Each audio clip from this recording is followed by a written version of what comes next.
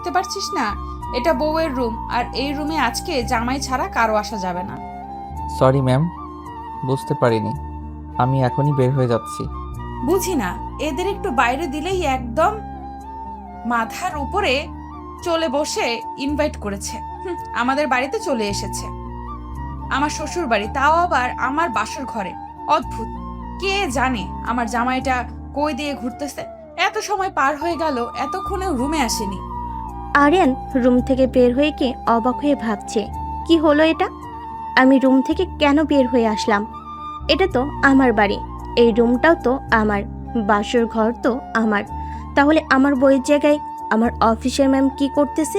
হতভম্ব হয়ে আরিয়ান কিছুক্ষণ দাঁড়িয়ে ঠান্ডা মাথায় সব কিছু ভাবতেছে। মাথার উপর বেশি প্রেশার না দিয়ে আরিয়ান সোজা আবার তার বাসর ঘরে চলে গেল। ম্যাম, মাথা ঠান্ডা করেন, এত রাগান্বিত হবেন না। আমি কি বলি সেটা আগে ঠান্ডা মাথায় শোনেন। মানে আমি বলতে চাচ্ছি, এটা তো আমার রুম। আরিয়ান, বেশি বেশি হয়ে যাচ্ছে কিন্তু। এটা তোমার রুম মানে? তুমি দেখতে পারতেছো না আমি বউ সেজে বসে আছি? বুঝলাম না, তোমার চোখ কোথায় রেখে এসেছো? চোখ খুলে আমাকে দেখো, এটা আমার বাসর ঘর। সবই বুঝলাম, এটা আপনার বাসর ঘর, কিন্তু এই বাড়িটা আমার। ম্যাম, বোঝার চেষ্টা করুন। তার মানে তোমার সাথে আমার বিয়ে হয়েছে? আমি তো ওটাই বলার চেষ্টা করতেছি যে আমাদের মধ্যে কোনো একটা মিস আন্ডারস্ট্যান্ডিং হচ্ছে। আরিয়ান আর বিথি দুজনে মাথায় হাত রেখে বসে পড়ল। হাই রে, কি করলাম? মুখ না দেখে বিয়ে করে অবশেষে সে ফেসে গেল। বিথি রেগে কে আরিয়ানকে একটা ধমক দিল। এই চুপ করো, তুমি ফেসে গেছো, আমি ফেসে গেছি। তোমার তো সোনায় সোহাগা হয়েছে, আমার সাথে বিয়ে হয়েছে। তুমি এটাই চেয়েছিলে না? তুমি আগে থেকেই সবকিছু জানতে, ইচ্ছে করে আমাকে কিছু বলো নাই। বিশ্বাস করেন ম্যাম, আমি কিছু জানতাম না আগে থেকে কার সাথে বিয়ে হচ্ছে। আমি সত্যি জানতাম না। জানলে আমি অবশ্যই আপনাকে জানাইতাম। আর জানাইতাম কি, জানলে আমি কিছুতেই বিয়ে করতাম না। বিয়ে করতে না মানে? নিজেকে কি মনে করো, রাজ সাহেব? না, তা বলতে চাইনি। মানে আপনার মতো এত বড়লোক একটা মেয়ে আর এত বড় কোম্পানির মালিক, তার সাথে কি আমার যাই বলেন। তুই এখন আমার সামনে থেকে যা, আমার এখন মেজাজটা খুব গরম হয়ে যাচ্ছে। কি করব বুঝতে পারতেছি না। ম্যাম, মাথা ঠান্ডা করেন প্লিজ, উল্টাপাল্টা কিছু করবেন না। উল্টাপাল্টা কিছু করব না মানে? রুমের সব কিছু আমি ভেঙে ফেলবো। না ম্যাডাম, এমন কিছু করবেন না প্লিজ। আমাদের অনেক টাকা পয়সা খরচ হয়েছে এগুলোর পিছনে। বিয়ের অনুষ্ঠান শেষ হয়ে গেলে এসব কিছু আমাদের আবার বুঝিয়ে দিতে হবে। এইগুলো ভাঙবো না তো তোর মাথা ভাঙবো। তাইলে আয়, সব রাগ তোর উপরে ছাড়ি। মাথা ঠান্ডা করেন প্লিজ। একটা ভুল বোঝাবুঝি হয়ে গেছে, এখন মাথা ঠান্ডা করে কাজ করতে হবে। ভুল বোঝাবুঝি মানে? এইটা কি ছেলে খেলা যে ইচ্ছে হলো খেললাম, ইচ্ছে হলো না খেললাম না? যা হওয়ার তা তো হয়ে গেছে, জীবনটা শেষ। আমি এ বিষয়ে বাবা মার সাথে কথা বলবো, আপনি প্লিজ রেগে যাবেন না। আরিয়ান তার অফিসের ম্যামকে দেখে বড় বড় খুবই ভয় পায়, কারণ সে খুবই ভয়ঙ্কর। আগে একটা মেয়ে, তাই সে যতটা পারতেছে তার ম্যামের মাথা ঠান্ডা করার চেষ্টা করতেছে। বিথি আরিয়ানের গালে একটা চড় মেরে দিল। সরি, তুই কিছু মনে করিস না। হ্যাঁ, আমি তোকে ইচ্ছে করে চর মারি নাই। আমি আসলে কি করব? না না ম্যাডাম, কি মনে করব, কিছু মনে করিনি। আপনার যা মন চাই করুন, আমি কিছু বলবো না। এরপর আমি নিজেও কন্ট্রোলে থাকবো না। কন্ট্রোলে থাকবি না মানে? তুই আবার কি করবি? আমাকে চর মারবি? কি করব সেটা তো পরেই দেখতে পারবেন। শোন, যাই করিস আমার চোখের সামনে থেকে সরে গিয়ে কর। যা, আমার রুমটা বাইরে থেকে বন্ধ করে দে প্লিজ। আমাকে একটু একা থাকতে দে। আরিয়ান রুম তো ঠিকই বন্ধ করলো, কিন্তু বাইরে থেকে নয়, ভিতর থেকে। আর এসে লাইটটা অফ করে দিল। এদিকে বিথি বারবার বলতেছে, কিরে তুই লাইট অফ করলি কেন? বেশি ভালো হবে না কিন্তু, বেশি বারবারই হয়ে যাচ্ছে আরিয়ান। বিথির কোনো কথা না শুনে সোজা গিয়ে বিথিকে জড়িয়ে ধরল। বিথি আরও কিছু বলতে যাবে, তখনই আরিয়ান বিথির ঠোঁট নিজের ঠোঁটের ভিতর একদম চাপ দিয়ে ধরল। বিথি কোনো মতে নিজের ঠোঁটটা ছাড়িয়ে চিৎকার করে আরিয়ানকে ঠাস করে একটা চড় মেরে দিল। বেয়াদব ছেলে, কি হচ্ছে এসব ভুলে যাস না, আমি তোর অফিসার ম্যাম। আমার অফিসের ম্যাম, সেটা আমার অফিসে, আমার বাড়িতে নয়। আমার বাড়িতে আপনি আমার বিয়ে করা বউ। তুই কি এখন আমার উপরে জোর করে অধিকার খাটাবি নাকি? জোর করতে আপনি আমাকে বাধ্য করতেছেন। বাধ্য করতেছি মানে? কি করলাম আমি তোকে? এই যে নিজের কন্ট্রোল হারিয়ে আমাকে এভাবে চড় মারলেন, এই জন্যই তো আমি আমার কন্ট্রোল হারিয়ে ফেলেছিলাম। আমার থেকে প্রতিশোধ নিচ্ছিস নাকি তুই? মনে করেন তাই। সারা জীবন তো শুধু আপনারাই অধিকার দেখালেন, এখন আমারটা দেখেন। তুই কি মনে করেছিস এইভাবে জোর জবরদস্তি করে আমার ভালোবাসা পাবি? মোটেও না, শুধু আমার দেহটাই পাবি, আমার মন না। আমি আপনার মন পাওয়ার বৃথা চেষ্টা করবই না, ওটা তো কেউই পায় না। আমি কেন, কোনো পুরুষই পায় না। তুই এত খারাপ আগে জানতাম না তো। হ্যাঁ, পেকে দেখলেন আপনি আমার বিয়ে করা বউ। আপনার সাথে তো আমি এতটুকু করতেই পারি। দেখ আরিয়ান, বেশি বেশি হয়ে যাচ্ছে কিন্তু। এরপরে কিন্তু বেশি ভালো হবে না বলে দিলাম। লাইট অন কর, যা করেছিস অনেক হয়েছে। আরিয়ান বিথির কোনো কথা না শুনে বিথির থেকে তার শাড়িটা টান দিয়ে খুলে খুলে বিছানার উপর ফেলে দিল। এদিকে বিথি অন্ধকারে কিছুই বুঝতে পারতেছে না। সে লাইট অন করার অনেক চেষ্টা করলো, কিন্তু নতুন রুম, নতুন জায়গায় আছে, তেমন কিছুই চেনে না। তার মোবাইলটাও সে খুঁজে পাচ্ছিল না। এদিকে আরিয়ান ইচ্ছে মতো তার অধিকার আদায় করে নিল। বিথি বারবার চিৎকার করার চেষ্টা করতেছিল, কিন্তু কোনো মতেই আরিয়ানকে থামাতে পারতেছিল না। অবশেষে বিথি আরিয়ানের কাছে নিজেকে সমর্থন করে দিল। ভেরি গুড ম্যাম, যত তাড়াতাড়ি আপনি আপনার ভালো বুঝতে পারবেন ততই ভালো। যত যাই হোক, দিন শেষে আমি আপনার স্বামী আর আপনি আমার বউ, এটা মাথায় রাখবেন। আরিয়ান, তুই আজ যা করলি কাজটা খুব খারাপ হলো। এর ফল তোকে ভোগ করতে হবে। আপনি যত বেশি চিল্লাপাল্লা করবেন তত আপনার ক্ষতি, কষ্ট আপনার হবে, অন্য কারো না। মানে তুই সব সময় জোর জবরদস্তি করবি আর আমার শরীরের উপর ঝাঁপিয়ে পড়বি? অবশ্যই প্রয়োজনে তাই করতে হবে। ওই যে কথায় আছে না, সোজা আঙ্গুলে যদি ঘি না ওঠে তাহলে আমাকে দেখা করতে হবে। শেষ পর্যন্ত তোর মতো একটা 2 টাকার চাকর কিনা আমার গায়ে হাত দিলি, এই মুখ আমি আর কাকে দেখাবো? যত তাড়াতাড়ি আমাকে স্বামী হিসেবে মেনে নেবেন তত তাড়াতাড়ি আপনার মঙ্গল। আরিয়ান চুপ কর, আমার কিন্তু রাগ উঠতেছে, বেশি ভালো হবে না কিন্তু, তোর মাথা ফাটিয়ে দেব। আচ্ছা, চুপ করলাম। ম্যাম চলেন, ফ্রেশ হয়ে আসি, ঘুমাতে হবে না। ফ্রেশ হব মানে? এই শীতের দিনে আমি কি এখন ওয়াশরুমে গিয়ে ঠান্ডা পানি নাড়াবো নাকি? আপনার শরীর তো এখন নাপাক হয়ে আছে, পবিত্র হতে হবে না। চলেন চলেন। তুই যা, তারপরে আমি যাব। আমি যাওয়ার পরে আপনার আসতে হবে কেন? আমার সাথেই চলেন। তুই গেলে যাব মানে? তুই ফ্রেশ হয়ে বের হ, তারপরে আমি যাব। না, আপনাকে দিয়ে কোনো বিশ্বাস নেই। কে বলতে পারে আমি ওয়াশরুমে গেলে আপনি হয়তো ঘরে আগুন জ্বালিয়ে দিবেন। আরিয়ান, তুই যাবি এখান থেকে নাকি আমি নিজের হাত নিজে কাটবো? বিথির কথা শুনে আরিয়ান একটু অবাক হয়ে গেল। আরিয়ান বুঝতে পারলো এই মেয়ের তো মাথায় প্রচুর রাগ, একবার রাগ উঠলে কি না কি করে বসে। এই ভেবে আরিয়ান বিথিকে কোলে তুলে নিয়ে ওয়াশরুমে চলে গেল। বিথি বারবার চিৎকার করতেছিল। আরিয়ান কিছু না শুনে নিজের হাতে বিথিকে গোসল করিয়ে দিল। রাত করে এত চিৎকার করতে হয় না, তাইলে বাইরে থেকে লোকে ভাববে আমি মনে হয় আপনাকে একটু বেশি আদর করতেছি। ও তাই তো, ঠিকই বলেছিস। বাইরে থেকে আবার লোকজন এই কথা ভাববে না? এই তো লক্ষ্মী মেয়ের মতো, বুঝতে পেরেছেন? এখন চুপচাপ ড্রেস পরিয়ে দিচ্ছি, গিয়ে ঘুমিয়ে পড়েন। এই এখন শীতকাল, মানুষ শুনবে কি হবে? রুমের সামনে কি তোর মা বাবা কান পেতে আছে নাকি আমার কথা শুনতেছে? এটা যেহেতু বিয়ে বাড়ি, তার মানে অনেক লোকজন আছে। আমার মা বাবাই কেন এখানে আড়ি পাততে আসবে? আরও অনেক মানুষ তো আছে, তারা আসতে পারে। তা ঠিক বলেছিস, তবে একটা কথা শোন, আমাদের মধ্যে যা হওয়ার হলো, এই ঘটনা যেন শুধু তোর আর আমার মধ্যেই থাকে, কেউ যেন না জানে। ম্যাম, ভাবছিলাম আপনি অনেক বুদ্ধিমতী একটা মেয়ে, আপনার মাথায় প্রচুর বুদ্ধি, কিন্তু আমার ধারণা তো সম্পূর্ণ ভুল। ভুল মানে? আমার মাথায় কি বুদ্ধি নাই, তোর এটা মনে হচ্ছে? অবশ্যই আমার এটা মনে হচ্ছে, কারণ বাসর ঘরের কথা কোনো পাগলই অন্য কারোর সাথে শেয়ার করে। আপনার এটা মনে হয় কেউ কি কখনো আপনার সাথে শেয়ার করেছে? তাও তো ঠিকই বলেছিস, কেউ তো আমার সাথে কখনো শেয়ার করেনি, তাহলে তুই কেন করবি? জি, আমি যা বলি সব ঠিকই বলি। এটা বাড়িতেও আর অফিসেও।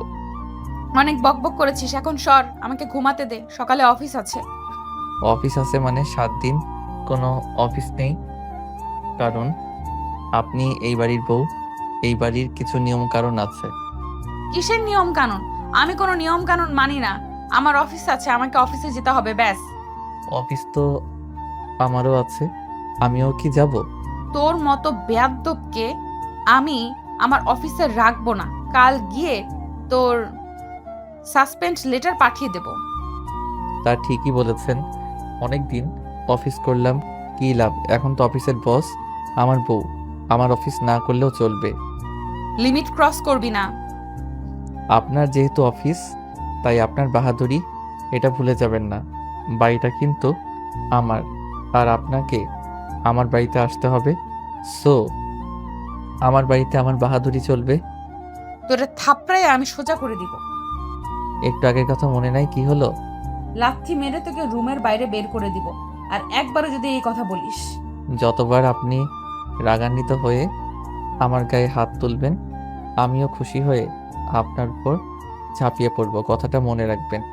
তোর কলিজাটাও আমি টান দিয়ে বের করে নিয়ে এসে কুচি কুচি করে কেটে কুত্তা দিয়ে খাওয়াবো। মাথা ঠান্ডা করেন ম্যাম, না হলে আবার গোসল করতে হবে। আরিয়ান, চুপ কর। বিতে রাগান্বিত হয়ে মুখ ঘুরিয়ে বিছানার এক কোণে শুয়ে কান্না করতে শুরু করলো। মনে মনে তার বাবা মাকে অনেক বকাবকি করতেছে। এটা আমার সাথে কি করলো আরিয়ান? অনেকবার তার সাথে কথা বলার চেষ্টা করলো, কিন্তু বিথি কথা বললো না। আরিয়ান বুঝতে পারলো বিথি কান্না করতেছে। আরিয়ান ভাবলো কাজটা করার ঠিক হয়নি তার। অনুমতি ছাড়া এভাবে অনেক লজ্জাবোধ করলো। অনুশোচনায় আর কিছু না বলে চুপচাপ শুয়ে পড়লো। কিছুক্ষণ পর বিথি আরিয়ানকে ডেকে বলল, আরিয়ান, ঘুমাইছিস নাকি? শোন, না না, ঘুমাই নাই। বলেন কি বলবেন। তোর রুমে কোলবালিশ আছে, আমার কোলবালিশ ছাড়া ঘুম হয় না। রাতে কিছুতেই ঘুমাতে পারতেছি না। না ম্যাম, আমার রুমে তো কোলবালিশ নেই। আমি তো কোলবালিশ নিয়ে ঘুমাই না, তাই কোলবালিশও রাখি না রুমে। কোলবালিশ রাখিস না তো কি হয়েছে? আমার এখন কোলবালিশ লাগবে, কোত্থেকে নিয়ে আসবি? নিয়ে আয় যা। সরি ম্যাম, এটা আপনার অফিস নয় যে আপনি যখন যা চাইবেন সাথে সাথে এটা আপনার কাছে পেয়ে যাবেন। এটা আমার বাড়ি। আমি এখন বলেছি কোলবালিশ নাই, তার মানে নাই। আরিয়ান, আমি তোর বাড়ি আছি বলে তুই আমাকে এভাবে অপমান করতে পারিস না। কোলবালিশ নাই তো এত রাতে আমি কোত্থেকে কোলবালিশ নিয়ে আসবো বলেন? তা আমি কি সারা রাত জেগে থাকবো? ঘুমানোটা আমার খুব দরকার, আমার খুবই মাথা ব্যথা করতেছে। শুধু কি মাথা ব্যথাই করতেছে? অন্য কিছু ব্যথা করতেছে না? আরিয়ান, তুই কিন্তু বেশি বেশি কথা বলতেছিস। আমি কিন্তু এরপরে কি করে ফেলবো এটা আমি নিজেও জানি না। বিথি এই কথা শুনে আরিয়ান বিথিকে শক্ত করে জড়িয়ে ধরল। বিথি বারবার ছাড়ানোর চেষ্টা করতেছিল আর বারবার বলতেছিল, তুই এত খারাপ চরিত্রে, এতে সমস্যা। আমি একটা মেয়ে মানুষ বলে আমার দুর্বলতার সুযোগ নিয়ে তুই বারবার আমার সাথে এরকম করতে পারিস না। তুই কিন্তু আমাকে জোর জবরদস্তি করতেছিস। কোনো কথাতে যখন কাজ হচ্ছিল না, ঘাড়ে কামড় দিল। আরিয়ান চিৎকার করে বিথিকে ছেড়ে দিল। বিছানা থেকে লাফতে উঠে বলল, লাইট অন করে দেখালো তার ঘাড় দিয়ে রক্ত বের হচ্ছে। রেগে গিয়ে আরিয়ান, তুই কি মানুষ না ডাইনি? এটা কি করলি? এত জোরে কেউ কামড় দেয়? হায় হায়, আল্লাহ, রক্ত বেরোচ্ছে। এটা কাকে বিয়ে করলাম আমি? এ তো দেখি একটা আস্ত ডাইনি। রাগারাগি করে আরিয়ান রুম থেকে বের হয়ে বারান্দায় গিয়ে শুয়ে পড়ল। বিথিও রুমে একা একাই শুয়ে থাকলো। আর রাতটা তাদের এভাবে পার হয়ে গেল। পরের দিন সকালে ঘুম থেকে উঠে আরিয়ান রুমে এসে দেখলো রুমের দরজা এখনো খোলা হয়নি। রাগান্বিত হয়ে আরিয়ান বিথিকে ডাকতে শুরু করলো। ভিতর থেকে তখন দরজা খুলে দিলে আরিয়ান রাগান্বিত হয়ে বলল, দরজা খুলতে কেউ এত সময় নেয়? রুমের ভিতরে একা একা কি করতেছেন? কি আর করবো, নিজের শোক পালন করতেছিলাম। শোনেন, বাড়িতে অনেক মানুষ, লক্ষ্মী বউয়ের মতো রেডি হয়ে বাইরে যান। আমি তো লক্ষ্মী বউ না, বাইরে যেতে পারবো না। আচ্ছা, রুমেই থাইকেন। অনেক ধন্যবাদ। আমাকে তুই এখন একা ছেড়ে বাইরে যা, এই রুমে আসবি না প্লিজ। মানে কি আমি রুমে আসবো না? তাহলে তোর রুমে তুই থাক আর আমার জন্য আলাদা একটা রুম ঠিক করে দে। আমার বাড়িতে এক্সট্রা কোনো রুম নেই। যেটা আমার রুম ওটাই আপনার রুম। চুপচাপ মানিয়ে নিন। শোন, আমি রেডি হয়ে এখন অফিসে যাব। কাল রাতে বললাম না কথা কানে যায় নাই? 7 দিন কোনো অফিস হবে না। তুই পারলে আমাকে আটকে দেখা। আপনার সাহস থাকলে আপনি রুম থেকে বের হয়ে তো দেখান। বিথি ওয়াশরুমে গিয়ে অফিসের ড্রেস পরে অফিসে যাওয়ার জন্য বের হতে লাগলো। আরিয়ান রাগান্বিত হয়ে বিথির হাত ধরে টানতে বিছানার উপর ফেলে দিল। বিথি আরিয়ানকে চড় মারতে যাবে, তখনই আরিয়ান বিথির দুই হাতের ভিতর তার দুই হাত দিয়ে বিথিকে শক্ত করে ধরলো। বুঝতে পারতেছিল এখন কিছু একটা হবে, তাই বিথি বারবার বলতেছিল, ঠিক আছে আমি অফিসে যাব না আরিয়ান। বিথির কোনো কথা না শুনে বিথির শরীর থেকে তার অফিসের ড্রেস টেনে খুলে দিল। বিথি রেগে গিয়ে, আরিয়ান, তোর কতদিনের শখ ছিল আমার শরীরটা ভোগ করার? কোনোদিনই শখ ছিল না। কাল রাত থেকে তো দেখতে পারতেছি কথায় কথায় আমার উপর ঝাঁপিয়ে পড়তেছিস। যেমন কুকুর তেমন মুগুর, কথা না শুনলে এভাবে শায়েস্তা করতে হবে। শুয়োরের বাচ্চাকে করবে আমাকে শায়েস্তা? হ্যাঁ, তোর এত পাওয়ার কি নিয়ে শুনি? ওইটা আমি এখন কেটে দিব। কি? ঠিক শুনেছিস, তোর ওইটা কেটে দেওয়ার পর দেখবো তোর এত এনার্জি আসে কোথা থেকে। আমার এটা কেটে দিলে আপনার কি হবে? আপনাকে শান্তি দিব কিভাবে? তোকে শাস্তি দিতে কে বলেছে? তোর মতো হারামজাদাকে আমার চোখের সামনে আমি দেখতে চাই না। আরিয়ান বিথির চোখে হাত দিয়ে ধরে বিথির ঠোঁটে কিস করতে লাগলো। বিথির তখন কিছুই করার ছিল না, না সে তার হাত দিয়ে কিছু করতে পারতেছে আর না সে মুখ দিয়ে কথা বলতে পারতেছে। বেশি ছোটাছুটি করো না, ব্যথা পাবা। ছাড় তো আমাকে, কুত্তার বাচ্চা, তোর ভালো হবে না। আরিয়ান বিথির কোনো কথা না শুনে ইচ্ছে মতো আদর করতে লাগলো, ঠিক রাতের মতো। আরিয়ান দেখতে পেল বিথির ব্যথায় ছটফট করতে করতে কান্না করতেছে। আরিয়ান তখন চুপচাপ ছেড়ে দিল। তখন বিথি বলে উঠল, ছালি কেন, আরো কর, যতক্ষণ পারিস অমানুষের মতো ব্যবহার কর। তুই যে কত ছোট মনের মানুষ এটা তোর ব্যবহারে তুই প্রমাণ করে দিচ্ছিস। আরিয়ান তখন লজ্জা পেল বটে, অনেকটা বেশি ব্যথা দেওয়া হয়ে গেছে। লজ্জা অনুভব করে এসে বিথিকে বলল, বিছানা থেকে উঠে এখন ফ্রেশ হও। কান্না করতে করতে বিথি বলল, আমি এখন গোসল করার মতো অবস্থাতে নেই, তুই যা সর এখান থেকে, আমাকে একা থাকতে দে প্লিজ। গোসল না করে এভাবে থাকা যাবে না। এখনই বাইরে থেকে সবাই আপনাকে ডাকতে আসবে। আমার কষ্টটা একটু বোঝার চেষ্টা কর, আমি উঠে দাঁড়াতে পারতেছি না। আরিয়ান তার কষ্ট বুঝতে পারলো, বুঝতে পেরে তাকে কোলে তুলে নিল। ওয়াশরুমে গিয়ে সুন্দর করে গোসল করিয়ে লাল টুকটুকে একটা শাড়ি পরিয়ে দিল। তারপর রুমে এনে আবার বসিয়ে দিল। তখন বাইরে থেকে আরিয়ানের মা আসলো, এসে বলল, বাহ বৌমা, তোমাকে তো খুবই সুন্দর লাগতেছে। কই তোমার মা যে বললো তুমি নাকি শাড়ি পরতে পারো না, অনেক সুন্দর করে তো শাড়ি পরেছো। মা, তোমার বৌমা সব দিকেই পারদর্শী। আন্টি শোনেন, আমার মা ঠিকই বলেছেন, শাড়ি পরতে পারি না, আপনার ছেলে পরিয়ে দিয়েছে। আরিয়ান লজ্জা পেয়ে মুখ লুকালো আর মনে মনে বিথিকে গালি দিতে লাগলো। কি বোকাচোদা মেয়ে রে, আমি শাড়ি পরিয়ে দিয়েছি এটা আবার আমার মার সামনে বলতেছে। মা আগে বের হোক, তারপরে তোর হচ্ছে। বাবা আরিয়ান, তাড়াতাড়ি নিচে আসো, সবাই তোমাদের জন্য অপেক্ষা করতেছে। ঠিক আছে মা, তুমি যাও, আমি আসতেছি। শোন আরিয়ান, তুই বাইরে গেলে যা, আমি যাব না। রুমে যত থাকবে তত তোমার বিপদ হবে। তুই কতটা জানোয়ার হতে পারিস সেটাও আমি দেখব। নিজের বউকে আদর করা যদি জানোয়ার হয়ে থাকে তাহলে আমি জানোয়ার। তার বাচ্চা কিভাবে গালি দিলে তোর লজ্জা হবে? গালি দিয়ে তুমি আমাকে লজ্জা বানাতে পারবে না। বেটার হবে আমাকে ভালোবেসে বোঝালে। ভালোবাসা মাই ফুড, তুই জীবনেও কোনোদিন আমার ভালোবাসা পাবি না। সময় আসুক, দেখা যাবে। চল, তোর মা বাইরে যেতে বলো, দেখি বাইরে আবার কি নাটক হয়। মানুষের সামনে গেলে একটু ভদ্র ভাষায় ভালোভাবে কথা বলো। ওয়েট ওয়েট ওয়েট, তুই কোন সাহসে আমাকে তুমি করে বলতেছিস? তুই ভুলে যাস না আমি তোর অফিসের বস। আপনি তো আপনি করে কথা বল। ম্যাম, আপনি কেন ভুলে যাচ্ছেন? এটা আপনার অফিস নয়, এটা আমার বাড়ি। আর আমার বাড়িতে আমার কথাতেই সব কিছু হবে। বাড়ির বাহাদুরি তো ঠিক আছে, দেখার সময় আমারও আসবে। সময়ের অপেক্ষা করুন। এখন যাবি? চলো তবে একটা কথা, বাইরে গিয়ে মানুষের সামনে আমাকে তুই তোকারি করবেন না প্লিজ। তো কি বলবো? ওগো শোনো, ওগো কই যাচ্ছ? ও এখানে আসো, কি আশা করতেছিস? এইভাবে কথা বলবো তোর সাথে? ঠিক এভাবেই কথা বলবে। আমার আশা করাটা কি ভুল? অবশ্যই তোর আশা করা ভুল। তুই বামন হয়ে চাঁদে হাত দেওয়ার স্বপ্ন দেখতেছিস। আপনার খুব অহংকার, তাই না? আপনার এই অহংকার আমি একদিন ভেঙে চুরমার করে দেব। আমার অহংকার ভাঙতে হলে এর জন্যই আমার চেয়ে বড় কিছু হয়ে দেখাতে হবে তোকে। দেখাবো ইনশাল্লাহ। কথা শেষ করে বিথি রুম থেকে বের হয়ে নিচে চলে গেল। নিচে আসতে সাজানোটা অনেক সুন্দর ছিল। সবে বিথির অনেক প্রশংসা করতেছিল। আরিয়ানের অনেক ছোট বোন ছিল, তারাও এসে জিজ্ঞেস করতেছিল রাতটা কেমন গেল। বিথি রাগান্বিত হলো, তবে তার রাগটা কন্ট্রোল করলো আর সবাইকে হাসি মুখে বলল, হ্যাঁ রাতটা সুন্দর ছিল। বিথির কথা শুনে আরিয়ান মুচকি মুচকি হাসি দিল। বিথি আরিয়ানের দিকে তাকিয়ে রাগে যেন তার চোখ দিয়ে রক্ত বের হচ্ছে। আরিয়ান বিথিকে একটু দূরে ডেকে নিয়ে গিয়ে বলল, থ্যাংক ইউ সো মাচ। তুই আমাকে থ্যাঙ্কস কেন দিচ্ছিস? এই যে সবার সাথে হাসি মুখে সবটা ম্যানেজ করতেছো। তুই আবার আমাকে তুমি তুমি করে বলতেছিস? আস্তে, এখন আমরা রুমে নয়, বাইরে আছি। আর শোন, আমি তোর জন্য কিছু করিনি। আজ আমার মা বাবা আসবে, তাদেরকে কেউ যেন কোনো কথা না শোনাতে পারে, তাই মুখ বুজে সবকিছু সহ্য করে নিতেছি। সে তুমি যে জন্যই করো, ভালো লাগছে। আমার খুব খিদে পেয়েছে, তোদের বাড়িতে কি একটু খাবার হবে? কেন খাবার হবে না? অবশ্যই খাবার হবে। আরিয়ান তার মাকে গিয়ে বলো বিথি খিদে পেয়েছে। মাতাকে বলো বিথিকে নিয়ে রুমে যা, আমি খাবার পাঠিয়ে দিতেছি।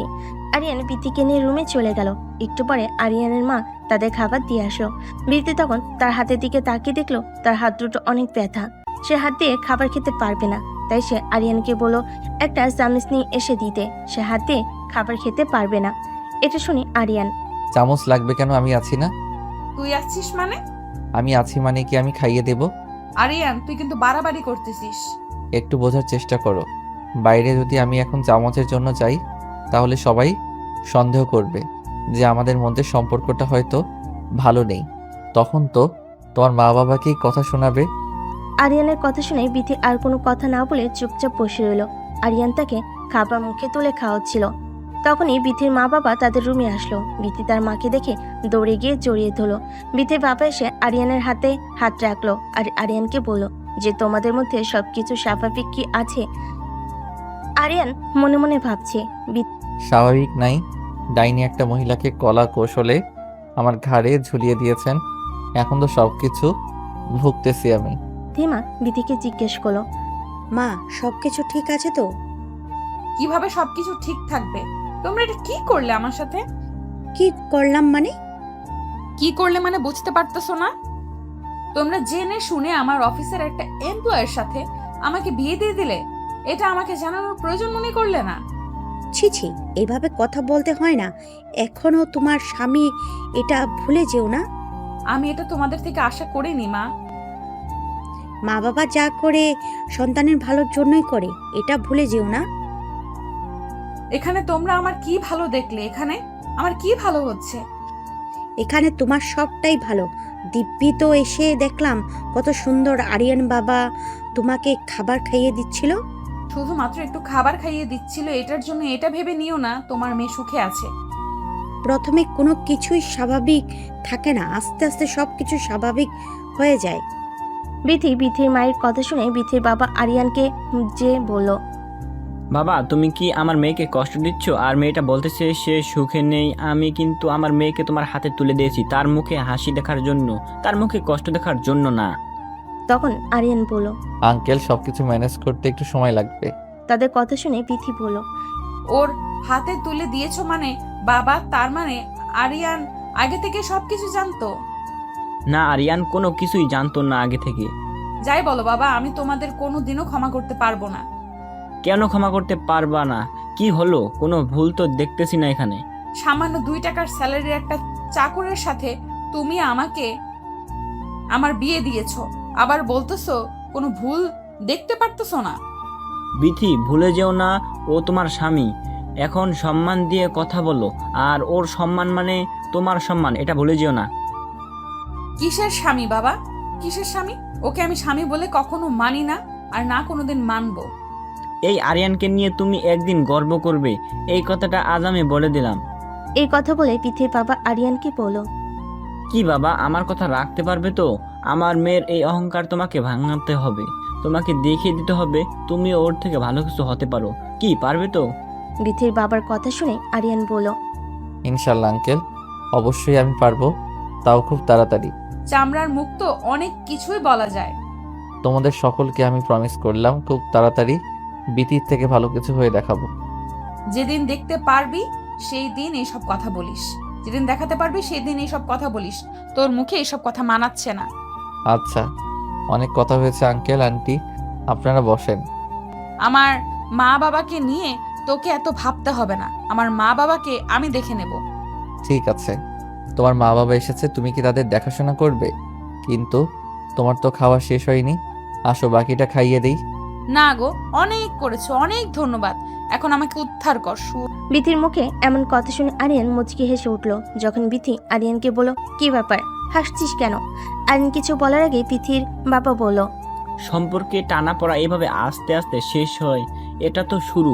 আস্তে আস্তে সবকিছুই ঠিক হয়ে যাবে, দুজনকে একটু মানিয়ে নিতে হবে। তারপর আরিয়ানকে বলল, বাবা, আমার মেয়েটা একটু রাগী, তুমি তো জানো, ওকে একটু সামনে রেখো। তাদের কথা শেষ করে বিথির মা বিথির বাবাকে বলল, আচ্ছা, ওদেরকে একা ছেড়ে দাও, চলো আমরা বাইরে যাই। তখন আরিয়ান বিথিকে টান দিয়ে জড়িয়ে ধরলো। বিথি রেগে গিয়ে, ওরের বাচ্চা, আবার তুই আমাকে জড়িয়ে ধরেছিস? ছাড়। তোমার মুখে এমন কথা শুনে মনে হচ্ছে তোমার ঠোঁটটাও কামড় দিয়ে দেই। এত বছর আমি তোর সাথে কাজ করলাম, তোর চরিত্র এতটা খারাপ কখনো জানতেই পারলাম না। আরে, তোমার চরিত্র খারাপ, চরিত্র খারাপ এভাবে কেন বলতেছো? তুমি অফিসে গিয়ে সবাইকে জিজ্ঞেস করো তাদের স্বামী আর স্ত্রীর মধ্যে সম্পর্কটা কেমন। অনেক ছোটাছুটি করার পর যখন ছুটতে পারলো না, বাধ্য হয়ে আরিয়ানের কানে এত জোরে কামড় দিল, আরিয়ান বিশাল একটা চিৎকার দিয়ে উঠল। চিৎকারে যেন সারা বাড়ি নড়ে উঠল। সবাই তো ভয়ে তাদের রুমে দিকে আসতে লাগলো। সবাই রুমে এসে দেখলো আরিয়ান আর বিথি দুজন দুজনকে জড়িয়ে আছে। আর তাদের এই অবস্থা দেখে সবাই লজ্জা পেল।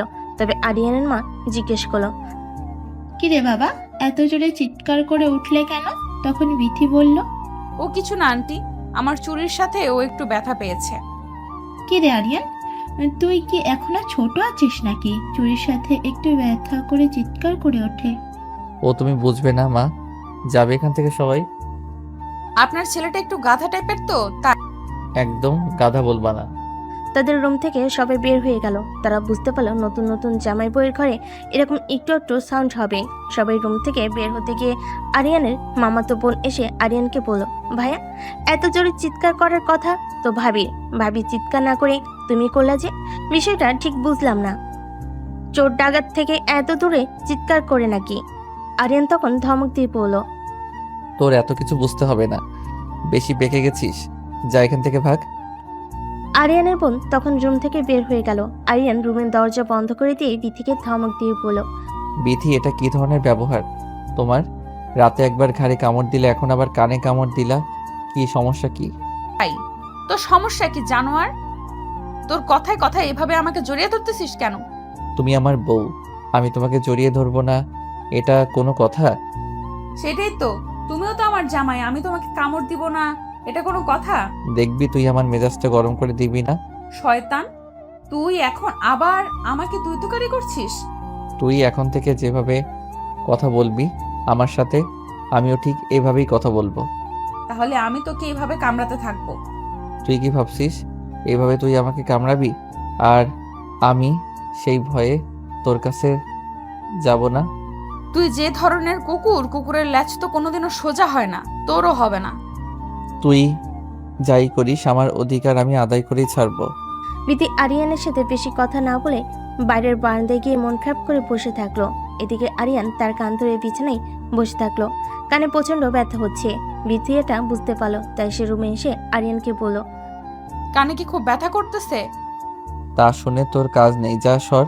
কাল রাত থেকে এখন পর্যন্ত তুই তো আমাকে কত ব্যথা দিলি। তো তুই কি প্রতিশোধ নিচ্ছিস নাকি? প্রতিশোধ না, আমার আত্মসম্মান রক্ষা করতেছি। বিয়ের পর আবার মেয়েদের আত্মসম্মান হয় কিভাবে? কেন, বিয়ের পর কি মেয়েরা সবকিছু বিক্রি করে দেয় নাকি? বিক্রি করে দেয় না অবশ্য, তবে বিয়ের পর মেয়েদের নিজের বলে কিছু থাকে না, সবকিছু তার স্বামীর। তোকে স্বামী বলে কে মানে শুনি? মানবে, তুমি মানবে। বিয়ে বাড়ির সমস্ত কাজ শেষ করে, খাওয়া দাওয়া শেষ করে এবার বিথিতে বাড়ি যাওয়ার পালা। সন্ধ্যার আগেই বিথির মা বাবা বিথি আর আরিয়ানকে তাদের বাড়িতে নিয়ে গেল। বিয়ে বাড়ির এটা নিয়ম। বিথিতে বাড়ি যাওয়ার পর বিথির মা আরিয়ান আর বিথিকে তাদের রুম দেখিয়ে দিল। রুমে গিয়ে বিথি আরিয়ানকে বলল, শোন, এটা কিন্তু তোর বাড়ি না, এটা আমার বাড়ি। জি ম্যাম, আমি জানি যে এটা আপনার বাড়ি, ভেরি গুড, এইভাবে আমার সাথে কথা বলবি। বয়েই গেছে আমার এইভাবে কথা বলতে। মোটেও আমি এভাবে কথা বলবো না। এইভাবে কথা না বললে তোর ঘাড় ধরে বাড়ি থেকে বের করে দেব। বিথি ঝগড়া করতেছিল। এদিকে আরিয়ান দরজার দিকে তাকিয়ে দেখলো বাড়ি থেকে বিথির বাবা তাদের দিকে তাকিয়ে আছে। এটা দেখা মাত্র আরিয়ান বিথিকে শক্ত করে জড়িয়ে ধরলো। জড়িয়ে ধরে কানে কানে বলতে লাগলো, তোমার বাবা বাইরে দাঁড়িয়ে আছে, ঝগড়া করো না, নইলে তোমার বাবা কষ্ট পাবে। তুমিও আমার মতো অভিনয় করো। আরিয়ানের কথা শুনে বিথিও আরিয়ানকে জড়িয়ে ধরলো। এটা দেখে বিথির বাবা হাসতে হাসতে বাইরে গিয়ে বিথির মাকে বলল, জানো বিথির মা, মেয়ে আর মেয়ের জামাইকে ডাকতে গিয়েছিলাম তাদের রুমের সামনে। হ্যাঁ, তো কি হলো? আসে না ওরা? আর বলো না, গিয়ে তো আমি লজ্জা পড়ে গেছি। কেন, কি হলো আবার? রুমের সামনে গিয়ে দেখলাম ওরা দুজন। ওরা দুজন কি বলে? তুমি আর আমি বিয়ের পরে যা করতাম ওরা তাই করতেছে। তুমিও না পুরো বয়সে ভীমরতি ধরেছে না? আরে আমি কি ইচ্ছে করে গিয়েছি নাকি? আমি তো ডাকতে গিয়েছি, গিয়ে দেখি এই অবস্থা, সাথে সাথে আমি চলে আসলাম। এখন চুপ করো, নাইলে ওরা কথা শুনতে পারবে, তখন আবার লজ্জা করে যাবে। যাক, আমার মেয়েটা তো সবকিছু মানিয়ে নিতে পারছে, এটাই অনেক। আর ছেলেটাও ভালো, তোমার বদমেজাজি রাকিব মেয়েটাকে ঠিকই সামলে নিতেছে। ঠিক বলেছো, ছেলেটা অনেক ধৈর্যশীল একটা মানুষ। বিথির মা আর বাবা কথা বলা শেষ না করতেই বিথি আরিয়ান খাওয়ার টেবিলে চলে আসলো। তার খেতে খেতে অনেক গল্প করলো। খাওয়া শেষ হয়ে গেলে বিথির ছোট বোন বিথিকে বলল, আপু ভাইয়া, আমি আর তুই আজ আমাদের সামনে যে বাগানটা আছে ঘুরতে যাব, অনেক মজা হবে। খাওয়া দাওয়া করেই চল, রেডি হই আমরা বের হই। বোনের কথা শুনে বিথি বলল। না, কোথাও যাব না। তখন আরিয়ান বলল, কেন যাব না? আমরা ছোট মানুষ, আবদার করেছে, অবশ্যই যাব। আপনি গেলে যান, আমি যাব না। না না আপু, তুইও চল প্লিজ, তুই না গেলে মজা হবে না। প্লিজ আপু চল। আরে তোমার বোনকে অত জোর করতে হবে না, ও এমনি যাবে। তুমি যাও, রেডি হও গিয়ে। আরিয়ানের মুখে এমন কথা শুনে বিথি আরিয়ানকে রুমে নিয়ে এসে বলল, তুই বেশি পাকনা হয়ে গেছিস, তাই না? তোকে কে এত বাল পাকনা কথা বলতে বলেছে? তুই যা ঘুরতে, আমি কোথাও যাব না। আর শোন, আমার বিষয়ে বেশি নাক গলাবি না। ভাগ্যিস আমার মা বাবা ছিল, তাই তোকে কিছু বললাম না, নইলে কানের নিচে একটা ঠাস করে চর মেরে দিতাম। বিথির এই কথা শুনে আরিয়ান বলল, সে তুমি চর মারবে না কি করবে এটা তোমার ব্যক্তিগত ব্যাপার, তবে একটা কথা মাথায় রেখো, যতবার চর মারবে ততবার কিন্তু কতবার কি কি করবি তুই? ততবার কি দেখাবো। দেখা দেখি কি করবি? মারবি আমাকে? মার। না না, কি বলো এসব? আমার 10টা না 5টা না একটা মাত্র বউ, তাকে কি আমি মারতে পারি? আমার সামনে থেকে সর, না হলে তোর ওই জায়গায় লাথি মারবো। আরে না, ভুলেও এই কাজ করবা না, ওখানে লাথি মারলে কিন্তু আমি মরে যাব। আমি তো ওটাই চাই যে তুই মরে যা। তুই মরে গেলেই তো আমি ভাবছি। ওইটাই তো মেয়েদের একমাত্র শান্তির জায়গা। তুমি তোমার ভালো বুঝতে পারতেছো না। আমি আমার ভালো অবশ্যই বুঝি। আমি তোর সাথে থাকলে আমার যে কোনো ভালো হবে না, এটা আমি খুব ভালোই বুঝতে পারতেছি। বেশি কথা না বলে যাও, রেডি হও, এখন তোমার বোনকে নিয়ে বের হব। চরিত্রহীন লোক, এখন আবার আমার বোনের দিকে নজর গেল নাকি তোর? সি সি সি, কি কথা বলো? তোমার বোন মানে আমারও ছোট বোন না? তোর মতো একটা চরিত্রহীন শুয়োরের বাচ্চার আবার ছোট বোন আছে নাকি? বিথির মুখে এমন কথা শুনে আরিয়ান বিথিকে জড়িয়ে ধরে বিছানার উপর পড়ে গেল। আর বিথি বারবার আরিয়ানকে বলতেছে, আমার উপর থেকে সর, আমার কিন্তু ব্যথা লাগতেছে। আরিয়ান তখন বিথিকে বলল, ভালোই ভালোই রেডি হও, নইলে কিন্তু গোসল করার ব্যবস্থা করে দিব। এই অবস্থায় বিথির বোন রেডি হয়ে তাদের রুমে আসলো। এসে দেখলো তারা দুজন বিছানার উপর শুয়ে আছে। বিথির গায়ের উপর আরিয়ানকে দেখে বিথির বোন লজ্জা পেয়ে রুম থেকে বের হয়ে গেল। তখন আরিয়ান বিথিকে বলল, এখন বলো, ভালোই ভালো রেডি হইবা কিনা? কতবার বললাম রে ভাই, আমি যাব না, তুই যা। ঠিক আছে, আমিও যাব না। দাঁড়া, দরজা বন্ধ করে দিয়ে আসি। দরজা বন্ধ করবি মানে?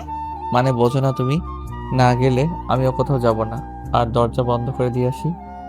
যাবি না ঠিক আছে, এখানে দরজা বন্ধ করার সাথে কি সম্পর্ক? লুডো খেলবো তোমার সাথে, আর দরজা খুলে রেখে খোলা যাবে না। লাথি খাওয়ার আগে এখান থেকে যা, আমাকে রেডি হতে দে, আমি রেডি হতে চাই। এই তো লক্ষ্মী বইয়ের মতো কথা, যাও রেডি হয়ে আসো। রেডি হয়ে তারা তিনজন ঘুরবার জন্য বের হলো। বাগানটা খুবই সুন্দর ছিল, চারিদিকে ফুলের গাছ, ওয়েদারটা সুন্দর ছিল। তখন বিথির বোন বিথিকে বলল, আপনি তোর আর ভাইয়া ছবি তুলে দিই। এই কথা শুনে বিথি বলল, দেখ আমার কিন্তু এখন মেজাজ উঠতেছে ঘুরতেছে। আসার বায়না ধরেছিলি, ঘুরতে এসেছি, এখন আমি ছবি তুলতে পারবো না। আপু এমন করিস কেন? একটু ছবি তো ওঠা প্লিজ। বললাম নাম সব, উঠবো না, তুইও যা।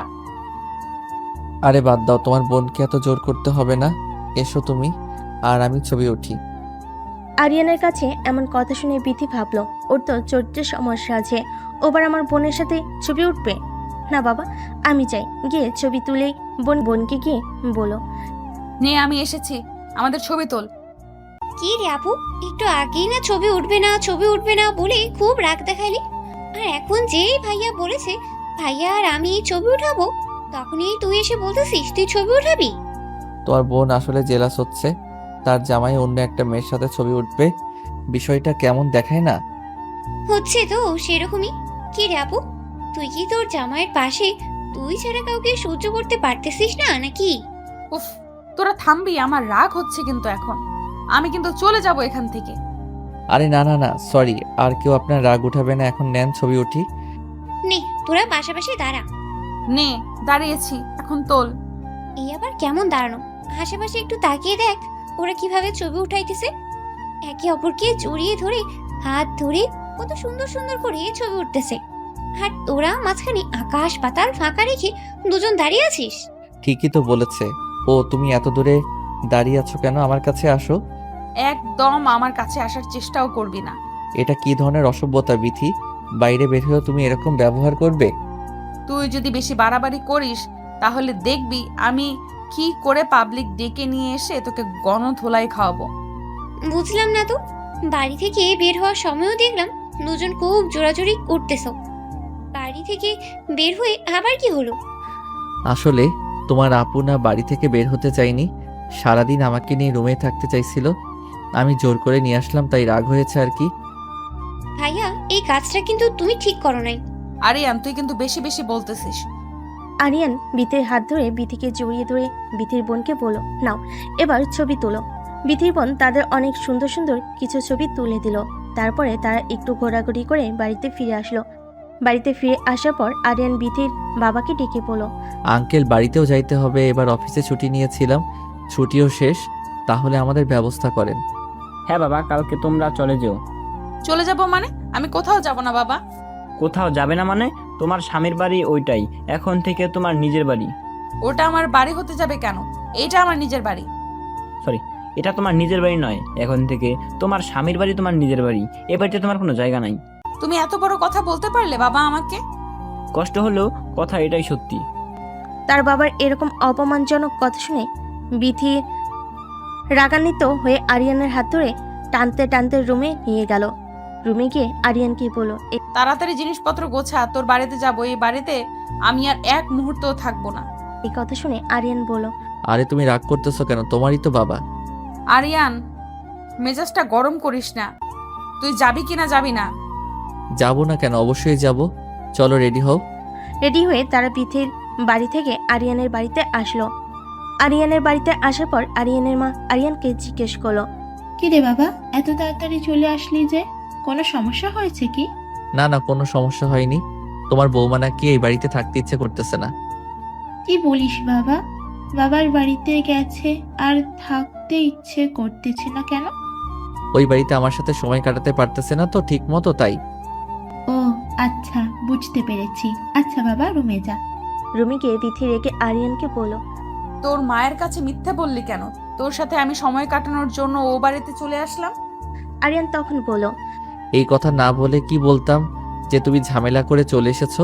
তোমার মাথার ভিতরে দেখি কিছুই নেই, গোবর আছে শুধু, বলদ একটা। শোন, আমি ঘুমাইলাম, কাল সকাল থেকে অফিস আছে। ঘুমাও, আমি ফ্রেশ হয়ে আসতেছি, আমিও ঘুমাবো। তুইও ঘুমাবি মানে? চুপচাপ নিচে ঘুমা। আরে না, নিচে আমার ঘুম ধরে না। তাহলে তুই উপরে থাক, আমি নিচে ঘুমাচ্ছি। না, তোমাকে নিচে ঘুমাতে হবে না, থাক, আমি ঘুমাবো না। বিথি বিছানার উপরে আর আরিয়ান নিচে শুয়ে পড়লো। লাইট অফ করে দিল তারা। দুজনে ঘুমিয়ে পড়েছে। হঠাৎ করে বিথির চিৎকার দিয়ে উঠলো। চিৎকার শুনে আরিয়ান, কি ব্যাপার, এত চিৎকার করে উঠেছো কেন? আগে লাইট অন কর তাড়াতাড়ি। কি হয়েছে এবার বলো। কিরে, ঘুমের ঘোরে হঠাৎই আমার মনে হলো যেন আমার গায়ের উপর দিয়ে কিছু একটা বিড়বিড় করতেছে। আমি নিচে ঘুমাচ্ছি, আমার গায়ের উপর দিয়ে কিছু বের করতেছে না। তুই উপরে ঘুমাইছো আর তোমার গায়ের উপর দিয়ে বের করতেছে আজাইরা কথাবার্তা রাত করে। বিশ্বাস করা, মিথ্যা কথা বলতেছি না।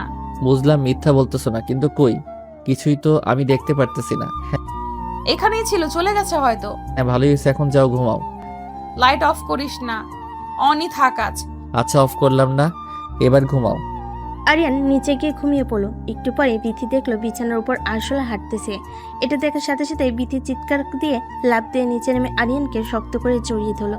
আরিয়ান ভয় পেয়ে বলে উঠলো, আরে কি হয়েছে, এভাবে নিজে থেকে আমাকে জড়িয়ে ধরছো যে? আমার বিছানার উপর আরশোলা। কোথায় আসলা দেখি, কই এখানে তো কিছুই নেই। এইখানেই ছিল, বিশ্বাস কর। আমি নিজের চোখে দেখলাম, এখান থেকে হাঁটাহাঁটি করতেছে। শুধু তুমি দেখলে হবে, আমাকে তো দেখতে হবে। কই দেখছি, আমাকে দেখাও। সত্যি তো, এখানেই তো ছিল, কই গেল? এমনি বললেই তো হয়, তোমাকে ছাড়া আমার ঘুম ধরতেছে না, আমাকে জড়িয়ে ধরতে ইচ্ছে করতেছে কানা বলে এত বাহানা করতে হবে কেন? শোন, আমার তোকে জড়িয়ে ধরার কোনো ইচ্ছে নেই, কিন্তু সত্যি এখানে আসলে ছিল। আচ্ছা এখন তো নেই, এখন যাও ঘুমাও, আমাকে ঘুমাতে দাও। না, আমি আর ওখানে ঘুমাবো না, আমি এখানেই ঘুমাবো।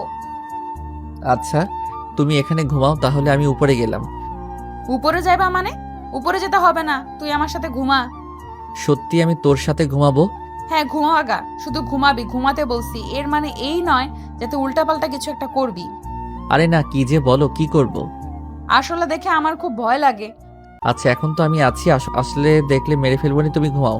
শোন, তুই ঘুমাস না প্লিজ, আগে আমি ঘুমাই, তুই জেগে থাক। মানে কি তুমি ঘুমাইবা আর আমি জেগে জেগে তোমাকে পাহারা দিব? এত রাতে এমন করিস না প্লিজ, আগে আমি ঘুমাই। আল্লাহ কি মুসিবতে পড়লাম। ঠিক আছে ঘুমাও, জেগে আছি। আরিয়ানকে জাগিয়ে রেখে বিথি ঘুমিয়ে পড়লো। ঘুমন্ত বিথিকে দেখতে এত সুন্দর লাগতেছে। আরিয়ান মুগ্ধ হয়ে বিথির দিকে তাকিয়ে আছে। তাকিয়ে থাকতে থাকতে হঠাৎ লাইটটা অফ করে দিয়ে আরিয়ান বিথির ঘাড়ে তার মাথাটা রাখলো। বিথির হাতের ভিতর তার হাতটা দিল।